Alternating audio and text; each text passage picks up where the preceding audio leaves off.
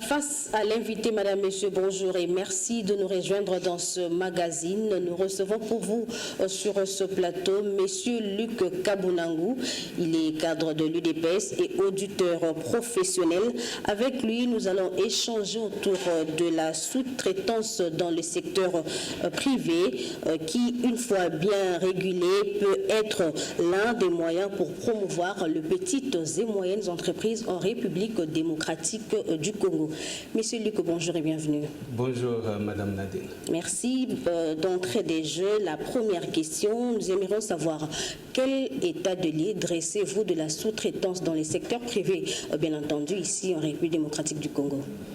Merci beaucoup, Madame Nadine. Une question très importante. Avant de parler de l'état de lieu de la sous-traitance dans le secteur privé dans le pays et selon la loi applicable ici dont il est question, je pense que nous pouvons reprendre rapidement pour le bénéfice de nos auditeurs de quoi il s'agit en fait quand nous parlons de la sous-traitance dans le secteur privé. Oui. En fait, cette sous-traitance dans le secteur privé vise juste à promouvoir l'entrepreneuriat local congolais dans le secteur privé où il y a eu un constat que l'économie congolaise est dominée par les étrangers. Donc, il s'agissait ici d'ouvrir un peu les marchés dans le secteur privé pour que les Congolais puissent aussi avoir accès à ces marchés et qu'ils puissent être en mesure éventuellement de conduire du business dans un environnement qui leur est favorable. Et quand nous parlons Congolais ici, nous parlons d'entreprises aux capitaux majoritairement congolais. Nous parlons des entreprises qui sont dirigées majoritairement par des Congolais avec un personnel essentiellement congolais. Et les marchés de sous-traitance dans le secteur privé est supposé être exclusivement réservé aux entreprises congolaises. C'est de ça que nous parlons.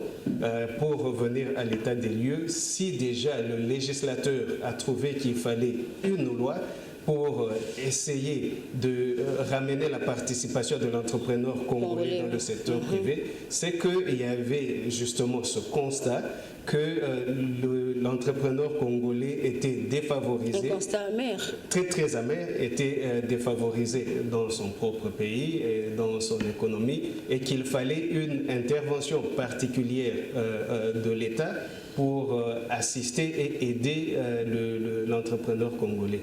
À ce jour, depuis la promulgation de la loi, malheureusement, le constat est amer, comme nous venions de le dire. C'est comme si nous faisons du sur-pied. Nous parlons ici d'un secteur qui produit et qui gère des milliards en dollars américains de chiffre d'affaires. Et vous pouvez vous imaginer vous-même l'impact sur le business congolais si ces milliards devraient passer par des mains congolaises, si ces milliards devraient passer dans les circuits congolais avec l'impact social, avec les problèmes que nous connaissons. Il est vraiment décevant de constater qu'à ce jour, pour une initiative aussi noble que celle-là, nous pataugeons et nous faisons du surplace. En tout cas, c'est vraiment clair. Puisque vous maîtrisez bien les secteurs, Monsieur Luc, quelle est votre opinion sur les dérogations octroyées aux entreprises principales afin d'octroyer des marchés de sous-traitance aux entreprises congolaises? Voilà, ça c'est aussi une question très importante et une question en fait qui met très mal à l'aise l'entrepreneur congolais. Les dérogations, c'est l'exemption que l'on donne aux entreprises principales.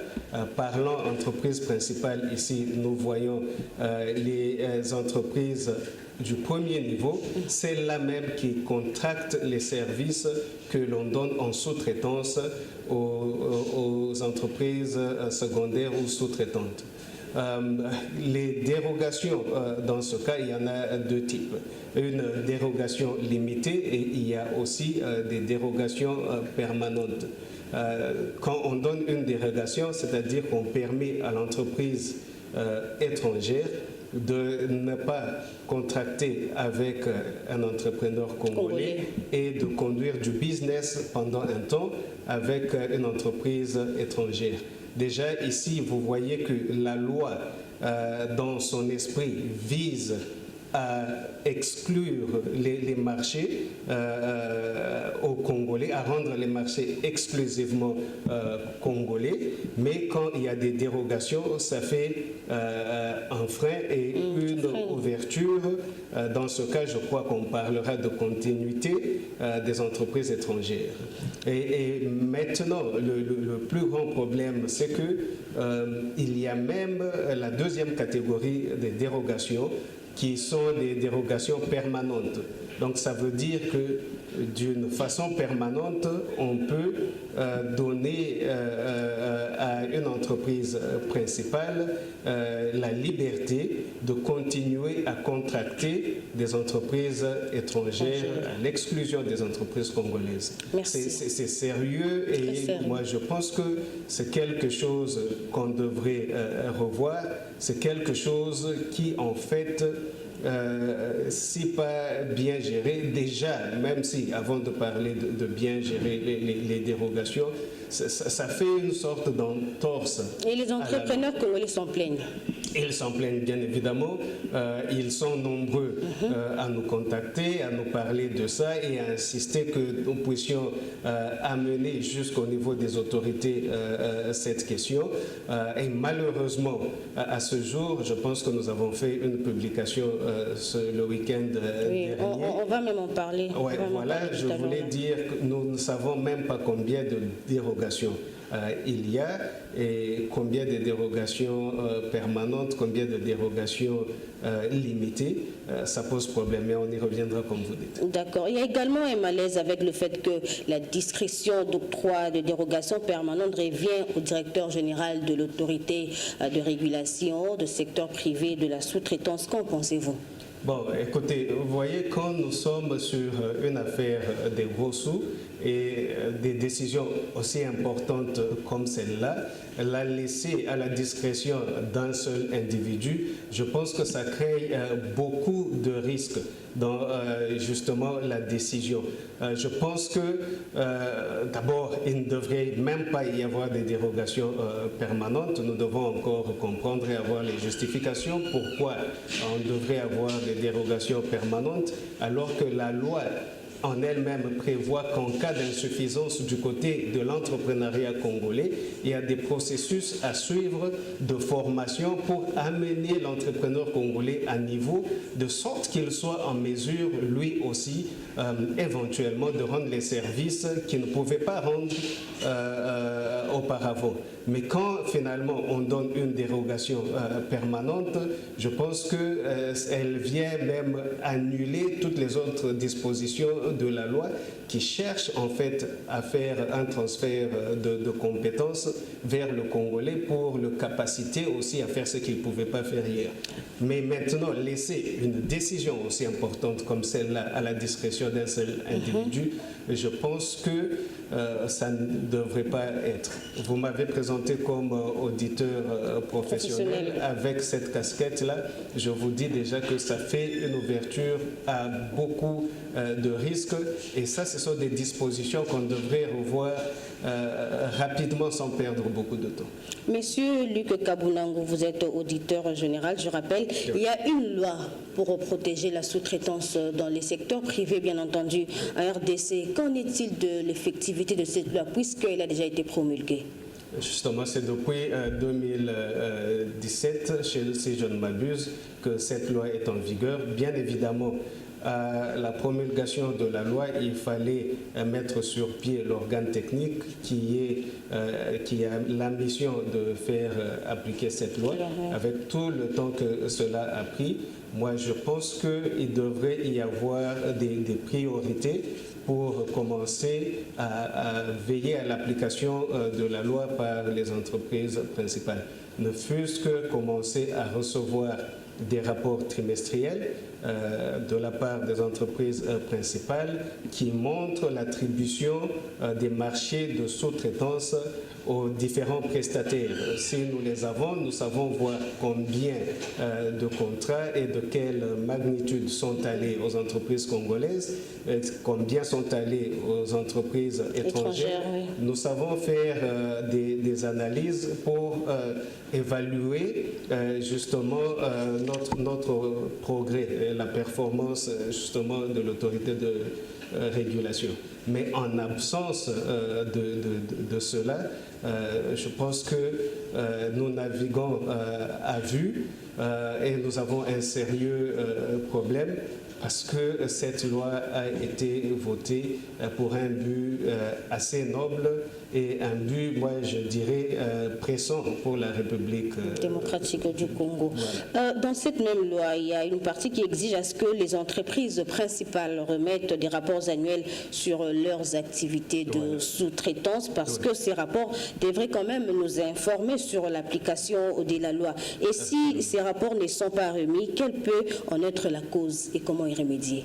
Moi, je pense qu'une des causes, c'est qu'il n'y a pas suffisamment des mesures contraignantes, parce que quand nous allons dans le régime de sanctions, nous trouvons que les sanctions sont vraiment très faibles, mais encore faut-il appliquer ces sanctions-là. Ça, c'est l'autre partie de la raison que nous pouvons, sans justement des rapports, sans savoir ce qui se passe, observant de l'extérieur, nous avons l'impression qu'il y a aussi des insuffisances. C'est aussi une difficulté. Des insuffisances au niveau de l'organe technique. Et c'est comme ça que vous vous retrouverez à ce moment-là. Il n'y a pas de mesures contraignantes, il n'y a pas une autorité qui vienne pour appliquer la loi de façon efficace. Alors personne ne s'en soucie et ça continue. Et qu'est-ce qu'il faut faire? C'est le même comportement que vous voyez sur la route avec la loi qui est là, le code de la route, mais vous voyez les comportements des citoyens. Je pense que c'est l'autorité de régulation qui a la responsabilité de veiller à ce que la loi soit appliquée. C'est à l'autorité de régulation de parler aux entreprises principales. Et moi, je penserais dans ce cas, et d'ailleurs c'est une très bonne opportunité pour le dire, parce que depuis un temps, nous avons constaté que l'autorité de régulation essaie de divulguer la loi au niveau des entrepreneurs congolais et nous pensons que ça c'est une déviation, que la concentration de l'autorité de régulation devrait être sur l'application effective de la loi. Donc elle pouvait passer plus de temps à conscientiser les entreprises principales au lieu d'aller chez les entreprises, chez les entrepreneurs congolais. Parce que l'entrepreneur congolais, même s'il ne connaît pas l'existence de cette loi, mais s'il voit que dans ses démarches pour gagner des marchés, il voit qu'il y a des avantages. Accès, il se retrouve, bon, et lui, il est dans le bon. Ouais, il est dans le bon. Et le problème se situe, moi, je pense, au niveau des entreprises principales et au niveau de l'autorité de régulation. Donc, qu'est-ce qu'il faut faire pour remédier? Je pense qu'il faut sensibiliser plus de sensibilisation. Les entreprises principales. Ça, c'est au niveau de l'autorité de régulation. Mais il faut aussi utiliser tout ce que l'autorité de régulation a comme carotte et stick pour veiller à ce que la loi soit appliquée. Parce que la loi est la loi et tout le monde devrait respecter la loi.